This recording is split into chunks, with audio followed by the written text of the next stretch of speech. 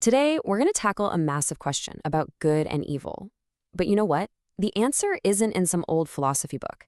It's actually hidden inside your own body, where a constant life or death struggle is happening this very second. So let's kick things off with a little philosophical puzzle. And this one actually popped up in a debate about the video game Fallout, of all places. The question is this: what makes something truly evil? Is it the intention to cause harm, or is it the massive destruction it causes, even if it didn't mean to?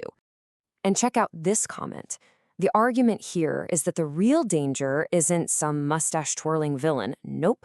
It's a powerful, complex system that is just completely indifferent. It doesn't hate you. It just doesn't care if its actions end up wiping you off the map. It's all just collateral damage. Now, here's where it gets really wild. This exact same problem plays out 24/7 inside the society of cells that is you. Your immune system is that powerful, complex system. It has the power to save your life for sure, but it also has the power to end it. And while it doesn't have intent like we do, its mistakes, its failures to tell friend from foe, are literally a matter of life and death. Okay, let's zoom in and explore this inner universe. Your immune system is ridiculously complex, the second most complex system in your body, right behind your nervous system. I mean, think about it. It has to protect around 40 trillion of your cells, like a planetary defense force fighting off invaders every single day. So how does it do it?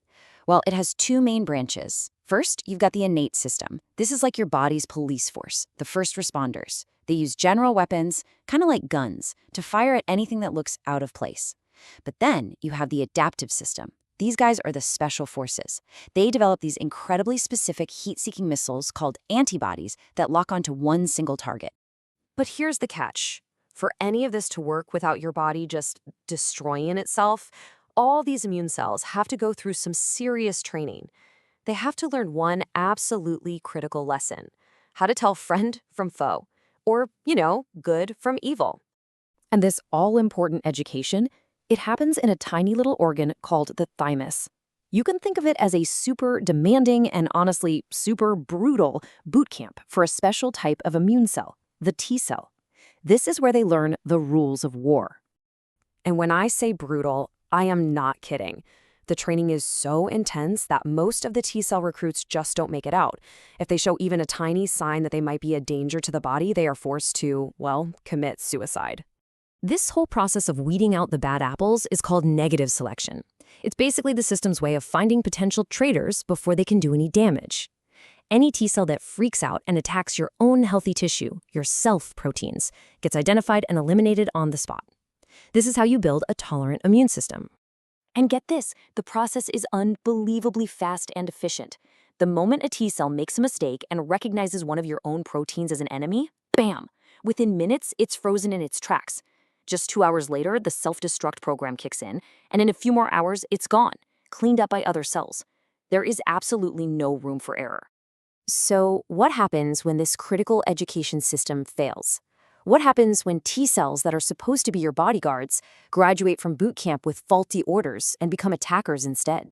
Well, that's when you get a condition called autoimmunity. Auto just means self, so it's literally a civil war inside your body where your own defenders mistake your healthy tissues for the enemy and launch an all-out attack.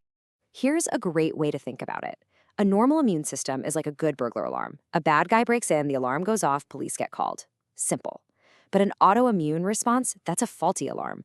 A Girl Scout comes to your door to sell cookies, and a SWAT team smashes through your windows. It's a massive, destructive overreaction to something that's totally harmless. And the cost of these mistakes is just staggering. Research shows that a shocking 80% of all people with autoimmune conditions are women. That's a huge, huge disparity, and it really shows how these conditions don't affect everyone equally. So why does this happen? Well, one of the big ideas out there is something called the hygiene hypothesis. The theory basically says our immune system is like a kid who needs to go outside and get a little dirty to learn how the world works. In our super clean modern world, it might not be getting enough real-world practice to learn the difference between a real danger and, just one of your own cells. And this all brings us back to that first question, right? The immune system isn't evil. It doesn't have any intent at all. But its mistakes, which come from a failed education, can be absolutely devastating. So the goal isn't to fight it, but to figure out how to support this powerful system so it can do its job correctly. So what can we actually do to be better teachers for our immune system? Well, experts say it's all about balance, not just boosting it like crazy. Eating a diet rich in antioxidants gives your cells the right tools. Avoiding things like smoking cuts down on the background noise of inflammation that can confuse the system. Managing stress is huge because stress hormones can totally mess up immune signals. Getting about 150 minutes of exercise a week helps keep everything regulated. And maybe most important of all, you have to be your own advocate.